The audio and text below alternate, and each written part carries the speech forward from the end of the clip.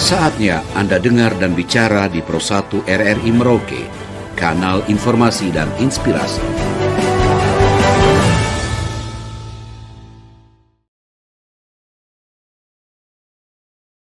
Terkait dengan pelaksanaan pemilihan gubernur dan wakil gubernur serta bupati dan wakil bupati, KPU Provinsi Papua Selatan telah dalam hal ini secara hierarki, kesiapan yang pertama adalah kesiapan regulasi. Kesiapan regulasi ini merupakan kewenangan dari KPU Republik Indonesia. Ada beberapa regulasi yang sudah atau akan digunakan, yaitu Undang-Undang Nomor 10 Tahun 2016 tentang pemilihan gubernur dan wakil gubernur, bupati dan wakil bupati serta wali kota dan wakil wali kota. Lalu turunannya adalah PKPU, Peraturan Komisi Pemilihan Umum. Ada beberapa PKPU yang mana PKPU pertama itu PKPU yang sudah diisukan atau sudah dipublish, dikeluarkan, yaitu PKPU pencalonan perseorangan. Lalu dalam tahapan harmonisasi dan mungkin sebentar lagi akan keluar, yaitu PKPU tentang pemutakhiran data pemilih dan PKPU tentang pencalonan dari partai politik.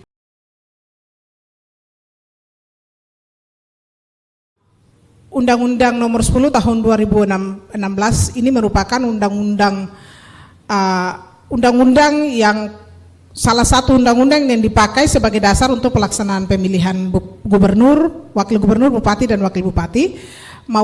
Dan juga Undang-Undang 10 ini ada dilakukan perubahan, yaitu Undang-Undang 2 terkait dengan pilkada. Dan pada prinsipnya segala sesuatu atau aturan yang menyangkut dengan contoh perseratan, lalu rekapitulasi, seluruh tahapan, ada 11 besar tahapan pilkada, itu semuanya diatur dalam Undang-Undang Nomor 10 ini. Langkah-langkah maupun kesiapan tadi, yang pertama regulasi, lalu yang kedua itu tahapan kesiapan, yang mana kesiapan ini dibagi dalam beberapa poin. Yang pertama itu evaluasi. Evaluasi tentang tahapan pemilu tahun 2024. Yang mana kekurangan-kekurangan contoh dalam perekrutan badan ad hoc dan kinerja badan ad hoc itu sudah kita laksanakan evaluasi di bulan April tahun 2024. Dari evaluasi inilah menjadi satu langkah acuan untuk kita KPU, baik itu provinsi dan 4 kabupaten terutama, dalam merekrut badan ad hoc yang baru. Lalu yang kedua, dalam hal kesiapan memberitahukan kepada masyarakat bahwa masyarakat se-Papua Selatan tahapan sudah mulai nih. Itu dengan cara melakukan sosialisasi, dan yang lagi sementara gencar-gencarnya dilakukan yaitu peluncuran tahapan pilkada. Ini baik itu peluncuran tahapan pilkada di Provinsi Papua Selatan sendiri maupun di 4 kabupaten. Dan juga tahapan sosialisasi yang direncanakan dan sementara berjalan yang kita harap di setiap kabupaten, 4 kabupaten ini secara masif menyuarakan tentang tahapan pilkada ini. Karena apa? Tahapan pilkada khusus untuk gubernur dan wakil gubernur ini tahapan pilkada perdana di provinsi kami, sehingga memang kita lebih fokus di tahapan kesiapan sosialisasi yang lebih masif supaya mengajak masyarakat, sehingga mungkin capaian yang 77% di tahun pemilu 2024 kemarin di tanggal 14 Februari itu bisa meningkat. Baik, pada bulan April tanggal 2-3 April yang lalu itu KPU Provinsi mengundang 4 kabupaten. Datang, lalu kita rapat koordinasi dan konsolidasi serta evaluasi pemilu tahun 2024. Dalam evaluasi itu khusus untuk SDM dalam hal ini badan ad hoc, baik itu tingkat PPD, panitia pemilihan distrik, lalu panitia pemilihan pemungutan suara untuk tingkat kampung, dan juga KPPS. Di sini ditemukan beberapa hasil evaluasi. Yang pertama itu tadi Pak Arson sudah sampaikan, itu tentang kinerja. Ini kinerja mereka dinilai ada ratingnya baik, 1 sampai 10 kira-kira ratingnya berapa. Lalu yang kedua, terkait dengan netralitas mereka. Netralitas penyelenggara ini sangat penting, sehingga kita berharap bahwa netralitas yang sudah tidak netral dalam bekerja itu kita putuskan mereka. Tidak lagi direkrut, sehingga kita rekrut orang-orang yang memang punya integritas dan punya netralitas. Dalam hal ini tidak ada keberpihakan terhadap partai A atau partai B.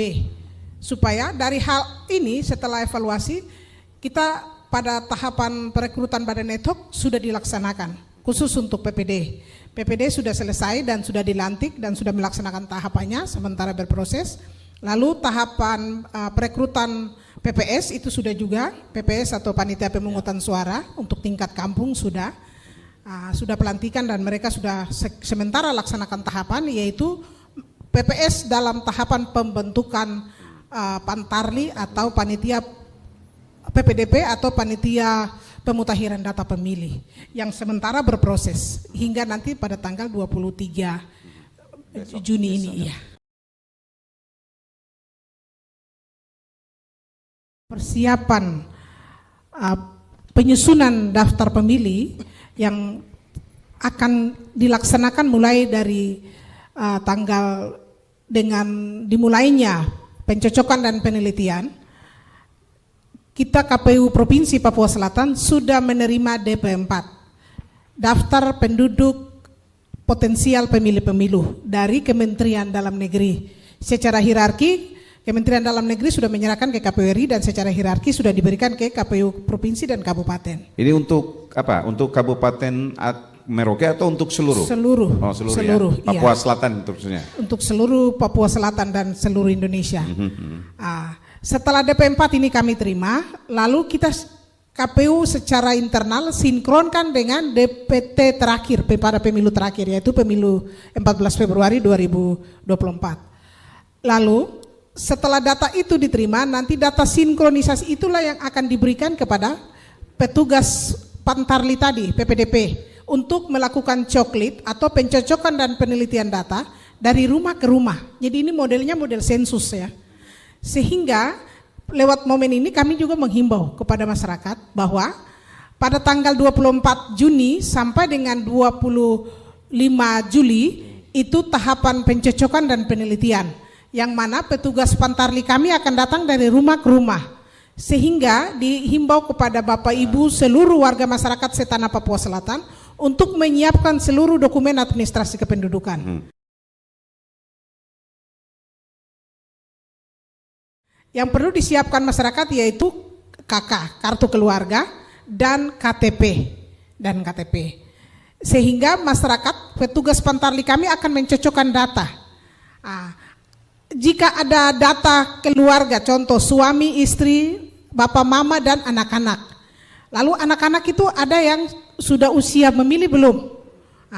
Ini bagi yang anak keluarganya yang memiliki anak-anak yang usia pemilih pemula, yang nantinya 17 tahun pada bulan November, itu diharapkan untuk mereka juga dimasukkan namanya, disiapkan identitasnya, dan juga lewat momen ini kami menghimbau juga untuk bagi mereka yang sudah berusia 17 tahun setelah pemilu yang kemarin, bulan Februari, kita berharap untuk Bapak Ibu menghimbau mengantar anaknya ke Disduk Capil untuk melakukan perekaman KTP elektronik. Jadi sekali lagi tahapan pencocokan dan penelitian akan dilangsungkan mulai dari tanggal 24 Juni sampai 25 Juli. Sehingga dihimbau kepada masyarakat untuk menyiapkan identitas kependudukan, yaitu berupa KTP dan kartu keluarga, sehingga panitia pemutakhiran data pemilih kami bisa mencocokkan data dan bisa diakomodir Bapak Ibu masuk sebagai DPT. Terkait dengan perekrutan PPD dan PPS itu sudah selesai. Seperti yang kami sampaikan, ada evaluasi kinerja, ada evaluasi integritas dan netralitas dari penyelenggara, dan diharapkan PPD yang terpilih, PPD dan PPS yang sudah terpilih bisa bekerja sesuai dengan aturan yang berlaku. Karena apa? Segala sesuatu kalau tidak bekerja sesuai aturan itu ada konsekuensi hukum juga. Ya.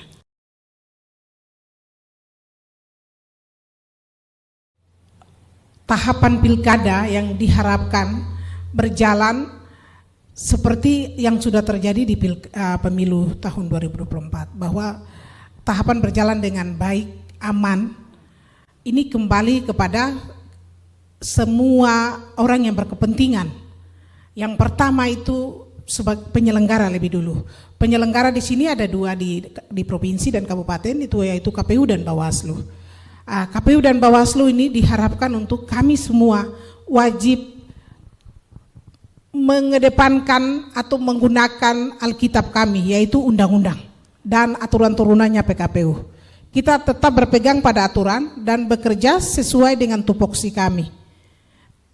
Dan tadi bekerja dengan netralitas dan integritas yang baik. Itu yang pertama. Lalu yang kedua, terkait dengan para pihak. Para pihak ini para bakal calon. Para bakal calon dan partai pengusung. Ini tidak terlepas keberhasilan sebuah demokrasi. Pemilu itu bisa demokratis jika ada sinergitas antara semua pihak. Pertama sekali itu penyelenggara. Yang kedua adalah para pihak yang berkepentingan. Dalam hal ini partai politik pengusung dan juga para bakal calon. Berkaca dari pemilu 2024 pada Februari yang lalu, ini para partai politik, 18 partai politik, dalam hal ini kita KPU dan Bawaslu membangun hubungan komunikasi dan juga koordinasi yang baik, sehingga semua pelaksanaan itu bisa berjalan dengan baik. Baik itu mulai dari tahapan pencalonan, penetapan pencalonan sampai dengan pungut hitung, rekapitulasi dan penetapan. Diharapkan pada pemilu atau pilkada besok, partai politik juga berperan penting untuk menyukseskan pemilihan ini melalui yang pertama, yaitu kandidasi. Dalam hal ini kandidasi, partai politik dalam merekrut kandidat sebagai calon gubernur maupun wakil gubernur, ini juga melihat mengacu pada aturan. Para calonnya sesuai aturan tidak atau memenuhi aturan tidak. Lalu kita tahu bersama bahwa untuk gubernur wajib ada surat persetujuan dan pertimbangan dari MRP tentang keaslian orang asli Papua. Itu jadi kewenangan mutlak MRP. Oke.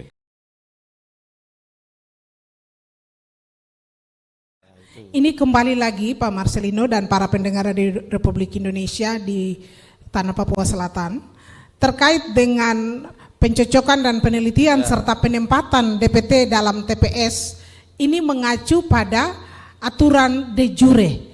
De jure dalam pengertian bahwa masyarakat harus ditempatkan sesuai dengan alamat KTP elektronik yang tertera. Sehingga kalau ada contoh, ini masyarakat ada contoh di Kabupaten Merauke, Rimba Jaya ya. Rimba Jaya dengan Muli ini ada ataupun Kamundu dan Kelapa Lima. Ini dulunya satu kelurahan. Ya. Kalau dulunya masih Kelapa Lima, lalu sekarang sudah pindah atau berdomisilinya di Kamundu. Ini kita berharap bahwa masyarakat harus segera mengurus administrasi kependudukan, mengubah sehingga pada saat penempatan pemilih di TPS itu mengacu pada KTP yang ada. Kalau KTP-nya contoh tadi saya bilang Muli dengan Rimba Jaya, dalam hal ini Spadem, lalu karena itu dulu adalah satu kelurahan ya Rimba Jaya. Ini mereka masih tinggal di Spadem tapi ada alamatnya di Jalan Pembangunan. Ini kita berharap masyarakat di Merauke maupun di Asmat, Mapi, Bovendigul ketika pindah alamat domisili wajib juga mengurus mutasi ataupun mengurus perpindahan alamat yang ada di KTP, sehingga pada nanti besok setelah pencocokan dan penelitian penempatan pemilih sesuai dengan TPS sesuai dengan alamat yang ada dekat dengan alamat rumahnya, dengan alamat. Benar sekali.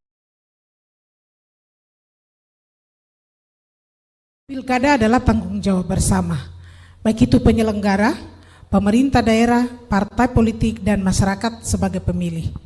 Diharapkan keterlibatan aktif dari masyarakat sebagai pemilih yang nantinya akan menyalurkan hak pilih di tanggal 27 November untuk standby teman-teman Pantarli yang akan datang, sehingga nama Anda akan diakomodir dalam DPT. Itu yang pertama. Yang kedua, himbauan untuk para penyelenggara seluruh, baik itu KPU, Bawaslu, PPD, PPS, Pantarli, untuk melaksanakan semua tahapan sesuai dengan prinsip dan asas dari pemilu itu sendiri. Terima kasih atas partisipasi Anda bersama Pro 1 RRI Merauke.